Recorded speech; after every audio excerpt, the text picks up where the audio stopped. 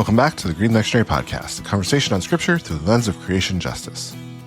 My name is Derek Weston, and today we will be looking at a text for June 21st, Proper 7 of Ordinary Time, those Sundays that fall in between the better-known liturgical seasons. My guest today is Ron Rienstra. Reverend Dr. Ron Rienstra is Director of Church Engagement for Rocha, USA, and Professor of Preaching and Worship Arts at Western Theological Seminary in Holland, Michigan. Before we begin, I'm happy to announce that this year the Green Lectionary Podcast will be a part of the God Pods at Theology Beer Camp. Theology Beer Camp is a unique 3-day experience for theology nerds and church outcasts. I had the pleasure of attending last year and got to hear a slate of amazing speakers and have excellent conversations about the current and future state of the church, all while enjoying some excellent beers. Theology Beer Camp will be taking place at Pine Ridge Presbyterian Church in Kansas City, Missouri from October 8th to 10th. Hope to see you there. You can learn more at theologybeer.camp. Join us now as we look at Matthew 10 through the lens of creation justice. All right, I am here with Ron Rienstra.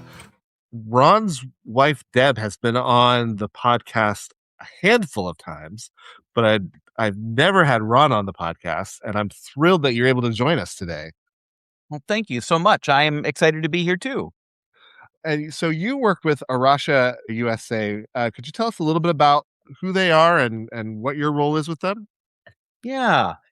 Rocha, USA is part of a family of Christian conservation organizations. So there are, I think we're up to 27 or 28 organizations now.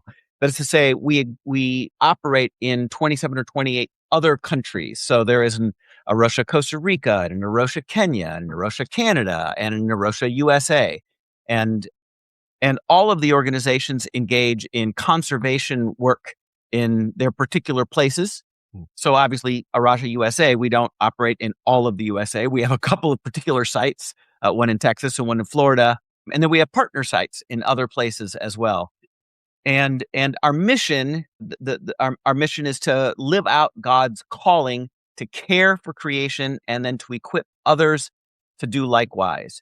So I think it's fair to say that Rocha has long been doing that, living out God's calling to care for creation, especially through these conservation efforts. And they have in more recent years took a sharper turn towards expanding into helping others do likewise, to equipping others to do likewise. And their specific efforts have focused in the past handful of years on churches. As more and more churches come to see that the sort of urgency of the moment means that being a faithful disciple of Jesus means being involved in creation care and bringing that closer to the center of our discipleship efforts. So we have relationships with churches. We've had relationships with churches for some time, but we are now sort of formalizing some of those relationships. So we have a Lilly Grant Churches of Restoration program that's operating in a few hot spots around the country where we have staff people, boots on the ground to help encourage those folk. And then we also have a newly launched Church Partners program where, once again, we are working with churches that are already persuaded that they want to do something more with regard to their creation care efforts, but they're not really sure exactly what to do. And so we try to connect them with resources and give them encouragement, and I call gentle accountability of others, because often that's the most important thing, is that folks realize that they're not the only ones doing it, that there are, in fact, lots and lots of people who care about this. Yeah. I mean, you're maybe a step or two ahead of Creation Justice Ministries in terms of our engagement with congregations, maybe even 3 steps ahead. What would you say have been the challenges that you've heard congregations name in terms of the ways that they engage in this kind of work? Yeah. And I should have said earlier, I'm the director of church partnership. So that's sort of my particular focus. I think there are some of our churches that have experienced challenges with regard to the politically divided time in which we live, and that there are some folks who are uncomfortable with the church pursuing creation care because it is coded as woke to some folks. So, for example, I know of one congregation that has said, there was someone on the leadership board who said, it's okay if you do this if you care about creation, that's fine, but don't start talking about climate change or yeah, I don't know what the threat there was, but that was sort of one of the conditions. And, I expect later on be talking about that same kind of division and how that affects people who are working in church for doing this work.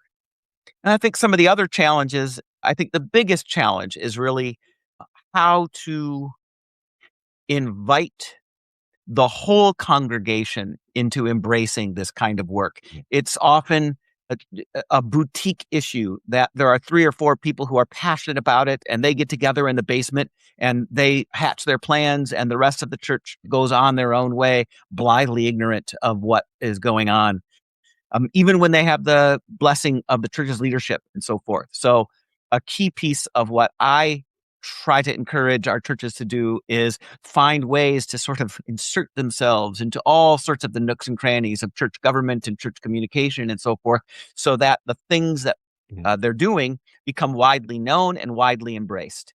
And there are, multiple ways of doing that. For example, getting the children involved is a really easy way of implicating all of their parents and all of their teachers, and then everybody goes, "Oh, I guess we're doing this." Yeah, that is one role that children can play. A little child shall lead them really does end up being the way that a lot of our churches work. But it's really we've had similar observations and challenges of I have been to so many churches, preached in so many churches where there are 1 or 2 really dedicated folks who are their green team leaders, and they feel sometimes like they are screaming out in the wilderness trying to get the rest of the church to get on board with what's going on, and that really does feel like some of the uphill battle of doing the kind of work that both of our organizations do.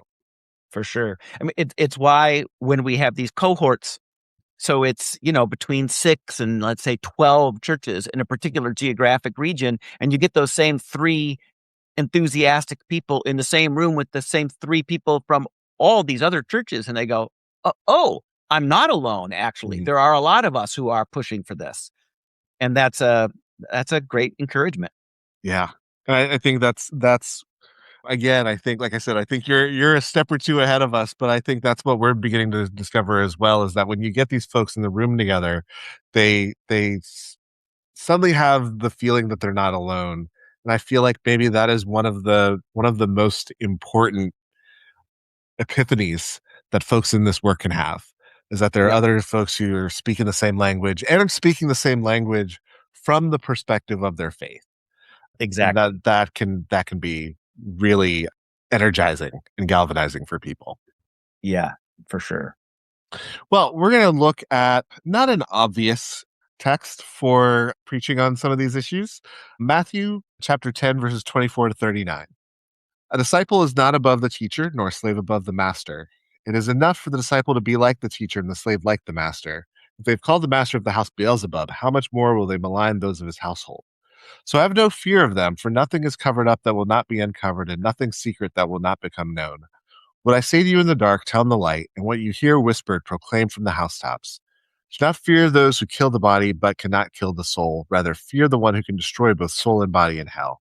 Are not 2 sparrows sold for a penny? Yet not one of them will fall to the ground apart from their father. And even the hairs of your head are all counted. So do not be afraid. You are of more value than many sparrows. Everyone, therefore, who acknowledges me before others, I will acknowledge before my Father in heaven. But whoever denies me before others, I will also deny before my Father in heaven. Do not think that I have come to bring peace to the earth. I have not come to bring peace, but a sword. For I have come to set a man against his father, and a daughter against her mother, and a daughter-in-law against her mother-in-law. And one's foes will be the members of one's own household. Whoever loves father or mother more than me is not worthy of me, and whoever loves son or daughter more than me is not worthy of me, and whoever does not take up the cross and follow me is not worthy of me. Those who find their life will lose it, and those who lose their life for my sake will find it. So, Ron, where is creation in this passage? Well, I mean, I think the obvious, if you're just looking for sort of where does the natural world come in, you've got 2 sparrows sold for a penny in verse 29. And sparrows, 2 sparrows sold for a penny. So in the marketplace, where creatures are sold left and right for sacrifice and other purposes, that they are the very cheapest creatures. And at least it strikes me, as I see that Jesus is doing 2 things here. And the one, he is saying that even the things that we consider of the littlest worth, they still have value in God's eyes.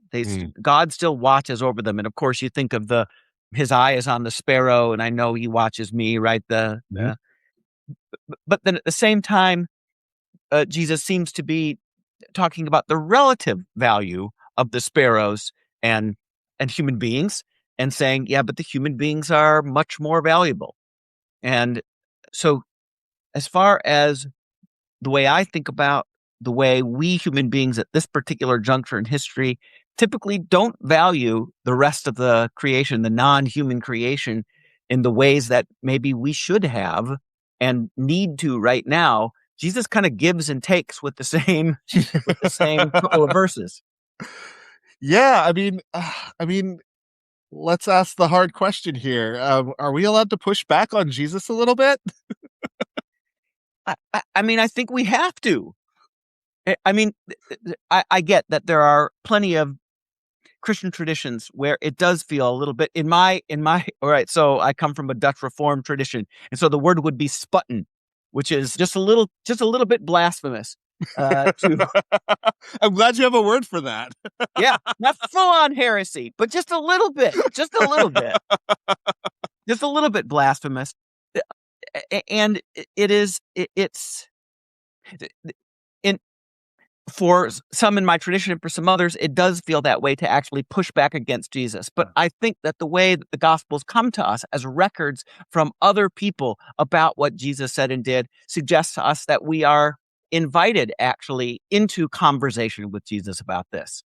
And so, if I were to argue with Jesus about it, I might say something like, I get why you said that in your day and time, but if in our day and time, given again the urgency of the particular situation and the way we have devalued, watersheds and grasslands and prairies, and how we have just used the earth as tap and sink and extracted for the sake of profit, in such a time, might it not be better for us to lean in the direction of giving greater value to the non-human creation?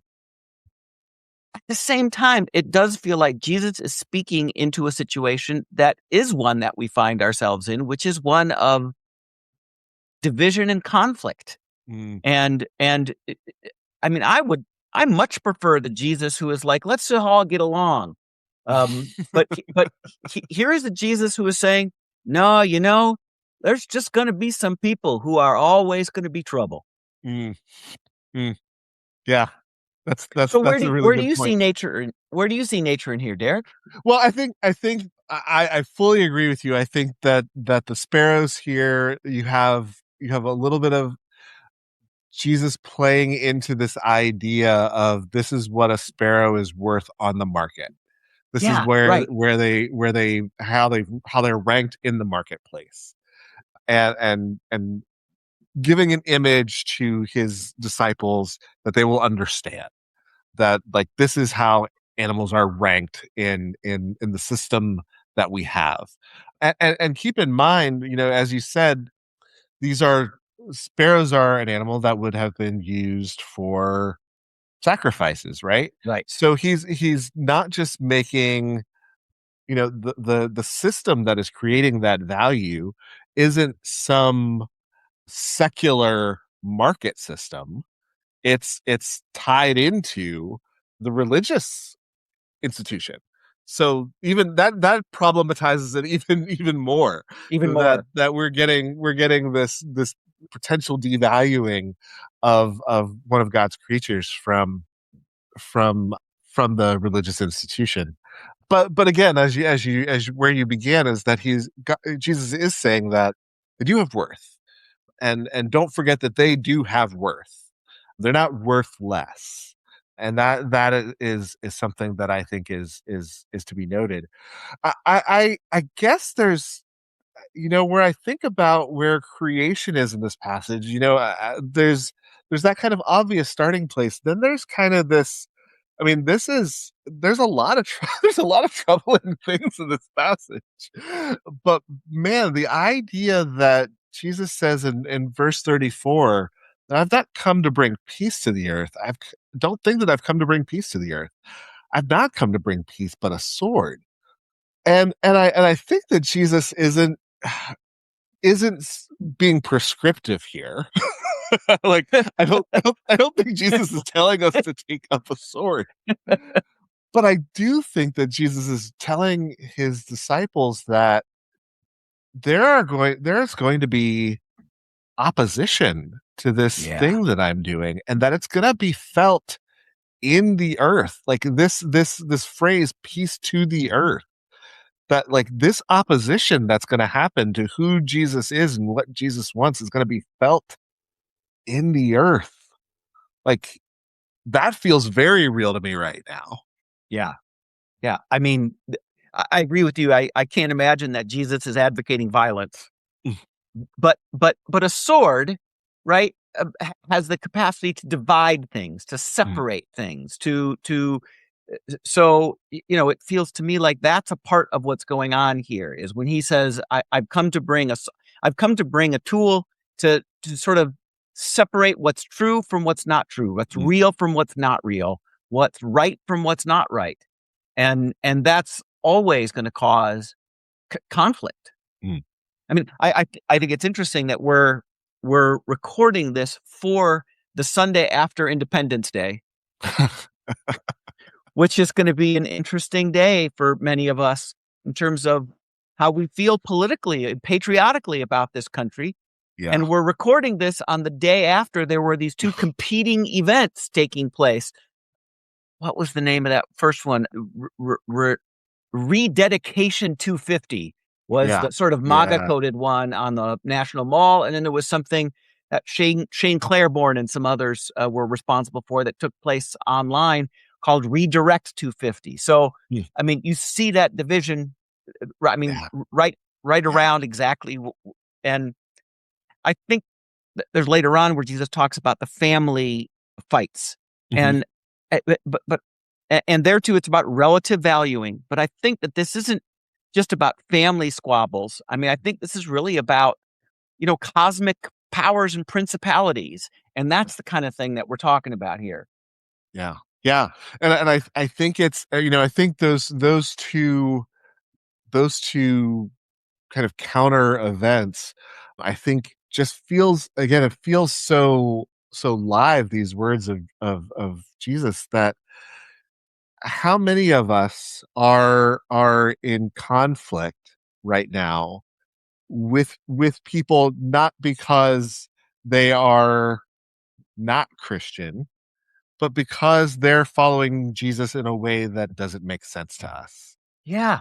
And for how many of us are we the person who is following Jesus in a way that doesn't make sense to our fathers and mothers and in-laws and things like that? Like I mean, that just feels incredibly live right now. Yeah. Yeah. The family divisions in particular are, I mean, Jesus speaks very explicitly about that. And there are so many of us who experience precisely those kinds of tensions in our families because of the politics of the moment, but not just the politics, right? It's right. It's not because you want to, because you pursue conservative policies and I pursue progressive policies. It's not because you have a particular way that you think that the state should interact with the federal government. It's more like, no, you want to pursue purely extractive policies for the sake of profit.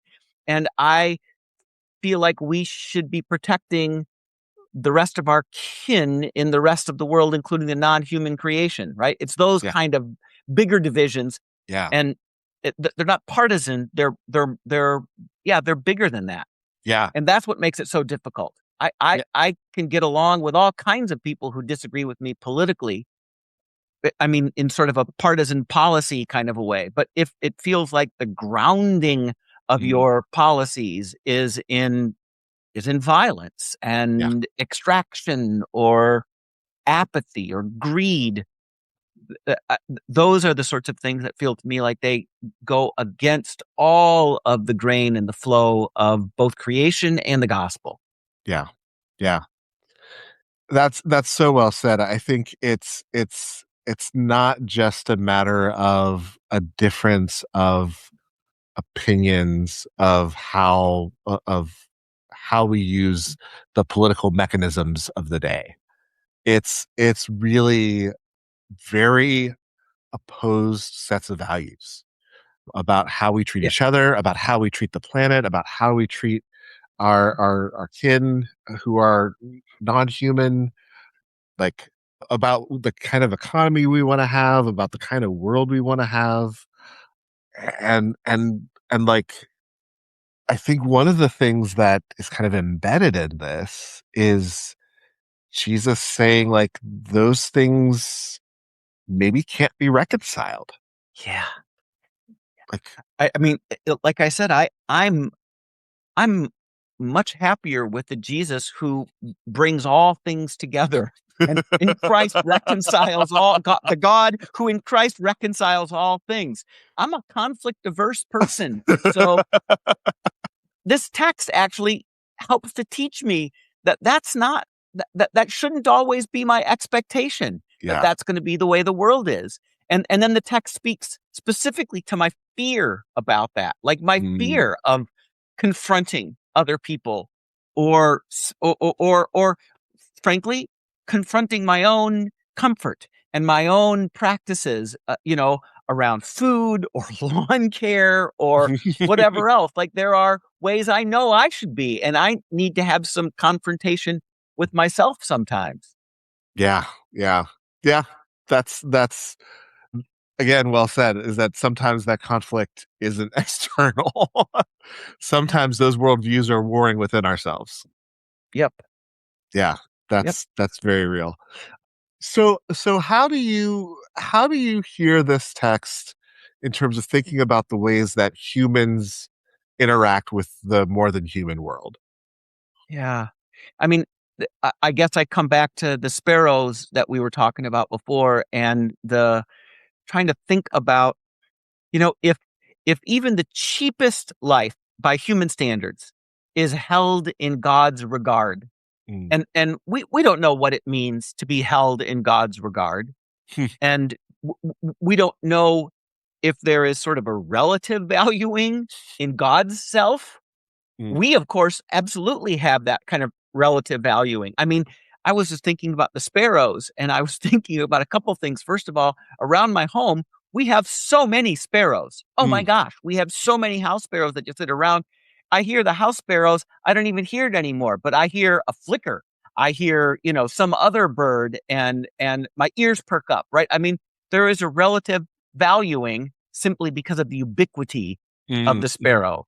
And I think that ubiquity can cause us often, and I think that's maybe one of the things that makes us also devalue, you know, like we've said, watersheds or pollinators, right? I mean, we have seen them everywhere for most of our lives and simply assumed that God was taking care of them or that some other people were taking care of them. Mm. And I think that for me anyways, it has been eye-opening to see how little human beings have actually taken care of the more than human creation in some places, and how easy it is for them to do so, and how actually some energy has to be put in the system to counteract that. Mm. So I don't know that quite answers your question, but the relative valuing of various parts of creation is what I was sort of getting at there. Yeah, I mean, it actually took my mind in a place that I hadn't even really thought of so much. You think about like what are the symbols for a lot of our environmental movements? They're things like the polar bear. They're things like the panda. They're things that are, I mean, they're endangered and rightfully should be held up. but because like we would never use the sparrow as the symbol for our environmental movement because they're everywhere. Yeah. We They're like the charismatic megafauna, boy. That's the goal. yeah, it's the orcas, it's the whale. We love the whales, but we have kind of let the ubiquitous nature of things like sparrows and things like trees and Yeah. things like there's so many elements of our creation that we just pass by and take for granted Yeah. that it makes it easy for us to go, Yeah. that's a dime a dozen, is the Yeah. phrase we use now, right? Yeah. Right. Yes. A dime a dozen. This is a little bit tangential, but you might get a kick out of this. All the Arasha organizations were asked a handful of years ago to identify a particular species that would sort of be the representative species for that particular country's org. Mm. And so when the conversation came to the US, all the charismatic megafauna, are we going to American bison or a bald eagle or these sorts of, and we said, no, we're not going to do any of those. We picked a live oak in part because it is so ubiquitous and so common. But as a keystone species in an ecosystem, such a productive, nurturing, sustaining species supporting the life of so many other species, and that's kind of what we imagine. Anyways, but that ubiquity, that's precisely what those do, right? The creatures that are so ubiquitous, the things that are so ubiquitous are the things that offer so much life to so many others. Yeah, yeah. I mean, I love that as a story, but also just kind of thinking about I think one of the critiques of the environmental movement has been, are we only interested in saving the parts of creation that are pretty? Are we only interested in saving the parts of creation that capture our imaginations in some strange way or so exotic, so again, I love the phrase charismatic megafauna. Yeah. But like, so like, tigers and elephants, and I just think of all of the things that were, and I'll personalize this, all of these things that from a young age attracted me to thinking about caring about the Mhm. planet, caring about creation from the time I can remember, were elephants and yeah, bison and the bald eagle and the California condor, the kinds of things that were just kind of in my face as these aren't things you're going to see every day, and because of that, we then started to undervalue things like bees Yeah. and the bird species that are disappearing Mhm. rapidly, and all of the fish that are beginning to be depleted, overfished, the trees that are being overforested and or overcut and things like that. We had all of this attention drawn to these kind of beautiful, like there was a sexiness to it, right? Like there was Yes. that, like Yes. that's what it was meant to do, was like to draw our attention, and we forgot about the sparrows. Yeah, and it's creatures and landscapes too, right? Yeah, Like we yeah, we wanna protect certain landscapes because we find them aesthetically pleasing or yeah. whatever. This is one of those, there's this lovely song on the Porter's Gate Climate Vigil album. Mm, The name of the song is "Where Were You?" And it's mhm. a setting of that lovely, I don't know what to call it, lovely speech, lovely diatribe in Job, where God is speaking out of the whirlwind. And I always heard it as kind of an angry, well, where were you Yeah. when, uh, but the song has a much gentler flavor. Mm, And there's this stunning line where were you? Do you know the extent of all the horizon, the expanse of all the oceans? Have you walked these depths and edges, Mm. mountains and shores. And when you think that, then you go, I know some shorelines that are beautiful, but there are so many shorelines that are beyond. Humans haven't seen these shorelines. Humans haven't explored these mountains. Humans haven't explored the depths of these oceans. They are not in any way valuable because of the marketplace, either of extraction or the marketplace of aesthetic value. And here too, again, the text kind of points us to God's continuing to value all of those. Yeah. It's hard to imagine. It's hard to imagine the God who speaks to Job undervaluing the sparrow.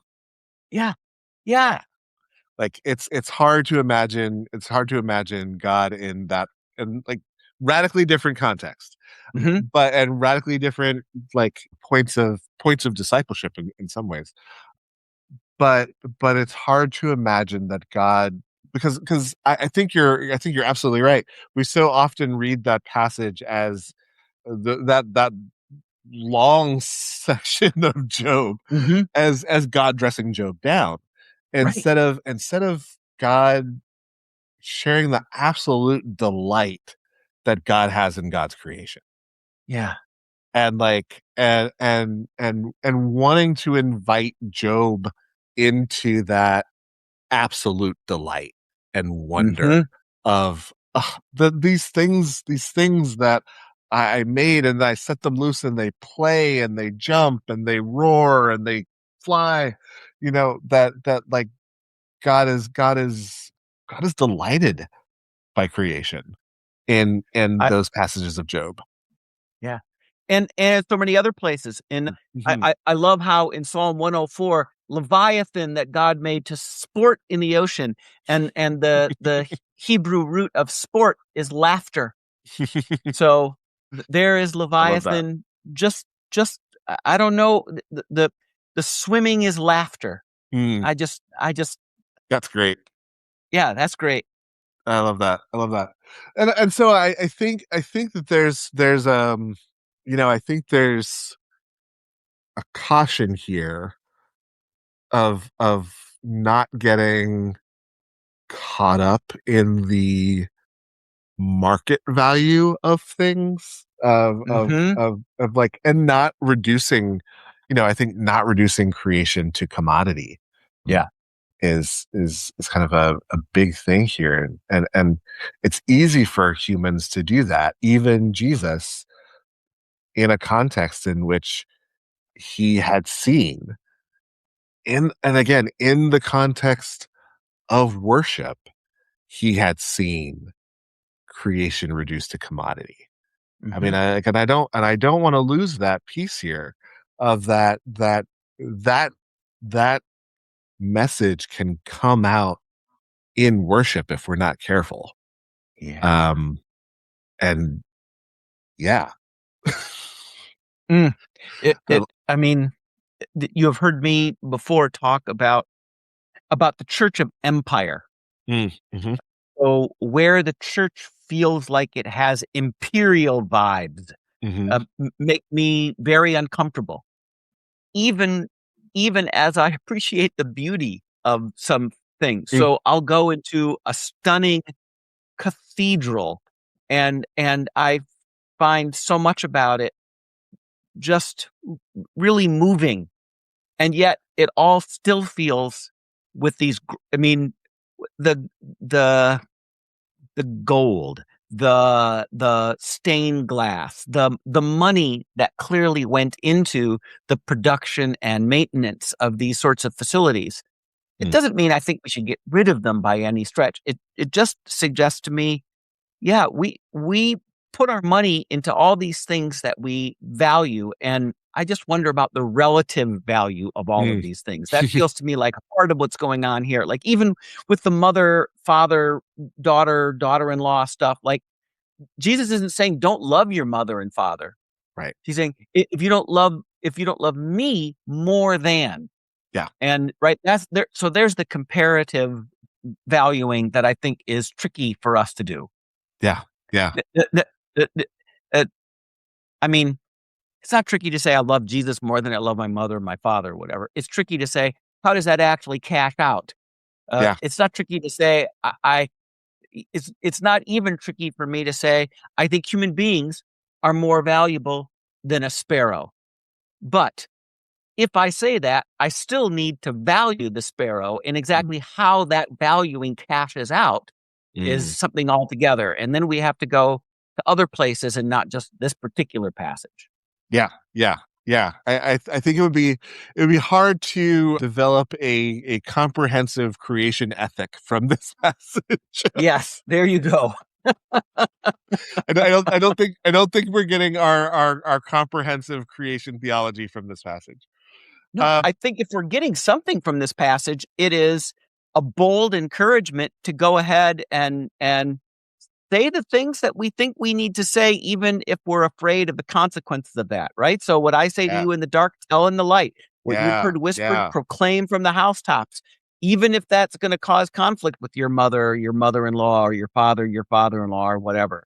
It feels to me like that's a part of what we're encouraged to. Well, yeah, we're definitely encouraged, and we're encouraged to do it, but encouraged in the sense of have courage in doing this mm, because mm, this is just the way it's going to be. yeah, And yeah, it was that way for Jesus. So we can take some encouragement from the fact that, yeah, it's not any different from us than it's going to be than it was for him. yeah. And thank you for bringing us back. You know, I think I was about to ask the question of where's there a call to action for the church here, and thank you for bringing us back to the beginning of the passage, because I think that's actually one of the things that feels really resonant for me right now is sometimes, particularly for you know, kind of going back to our our beloved green team leaders Hmm. and a lot of our creation care folks within the church feeling like they have to that they've heard things in the quiet that they feel compelled that they should just keep it quiet, Yeah. and like right now is not a time to keep your love and care for God's creation quiet. Shout it off Yeah. the housetops. Yes. Yep. Like there's no time for whispering these things. So what does that look like in a sermon Mm, on the I mean, depending on what kind of liturgical tradition you come from the prayers that might emerge mm, from this text that you would use, from the songs that you might sing mm. on a Sunday where this text was at the heart of it. I mean, Yeah. is this calling for a prophetic sort of a Mm, sermon, mm. or I mean, preacher go up there and look for a fight? What? I mean, I think I think there's no I know this is not a word, but I'm gonna say it anyway. I There's no unbold way of approaching this text. Yeah. There's no courageless way of approaching this text. This is a text that is going to that kind of even by its very nature requires us to be a little courageous, Hmm. to say some things that are hard, and that like maybe there's a space. I think we both probably hear from, and this kind of goes back to the fear of being too political, that there are just so many in the church who are afraid of the division that is potentially there if the pastor speaks her or his mind, Yeah. her or his convictions. That like so I've we've gosh, in our eco preacher cohort, we have heard this from our participants so often, the fear of speaking Yes. their creation care convictions, that it will divide the church. And like I don't want churches to split. I don't want churches to divide. I don't want people like stringing up the pastors who are in eco preacher or listening to this podcast. But I want people to speak with courage. I want people to be courageous. And I want people to speak their convictions. That's just exactly right. People have to speak their convictions. I'm reminded of a story which may be apocryphal. It's of one of the First Great Awakening's leading preachers, a fellow named Frelinghuysen, who, as you might guess, was Dutch. And apparently he said, again, according to the story, he said that when he was in the pulpit, he could discern who in his church were the reprobate and who were the elect. So I'm using some old theological terms here, right? So like he could stand up there and be like, sheep, sheep, goat, goat, sheep, goat, goat, sheep, sheep, sheep, sheep. And I think that's when we speak with some kind of authority and courage, we have to be careful that that's not what we do. Yes, is absolutely. divide like that, right? Like what I think we need to be courageous in is inviting people into a beautiful picture of what it can look like when all things, even things that appear to be of very little value, are still held in the keen regard of God. And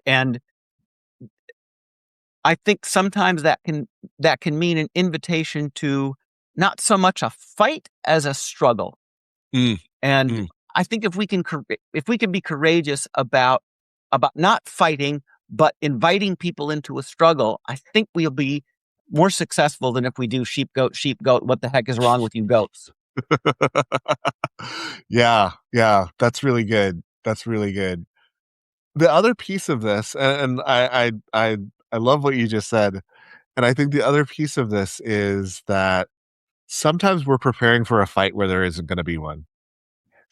And like so often, a lot of the research we've been doing around eco-preacher has been that pastors have been expressing their fears about preaching on some of these topics, and the congregants are desperately wanting to hear them. And there's this disconnect about whether or not, the pastors are afraid to speak about something that the people actually want to hear. Yes. And so I think one of the other things is like, maybe we don't come spoiling for a fight, because even when we're speaking from our convictions, because we might be preparing ourselves for a fight that actually isn't going to happen. We might actually be like finally speaking the thing that people want to hear us say. Yes.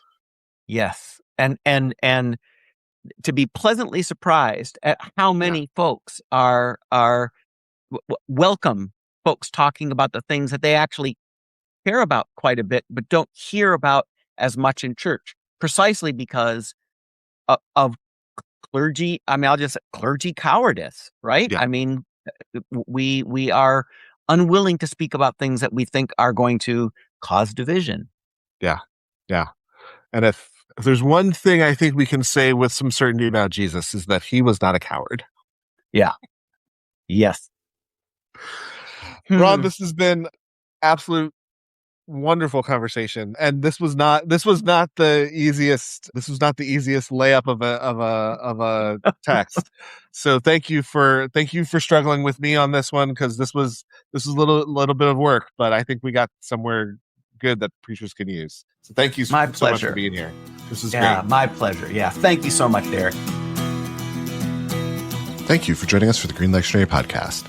This episode was produced by Sprocket Wagner, and the song Within These Pages was written and produced by Christian McIver. You can learn more about this and other programs of Creation Justice Ministries at creationjustice.org.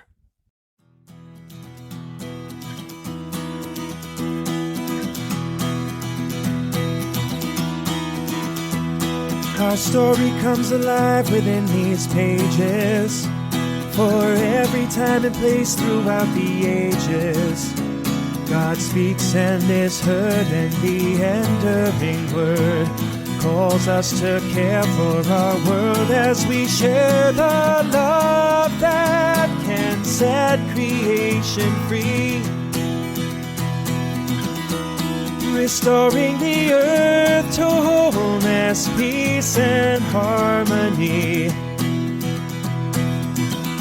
Let the songs of the water, land, and sky resound, 'cause together we're all bound within these pages. There's always new life to be found.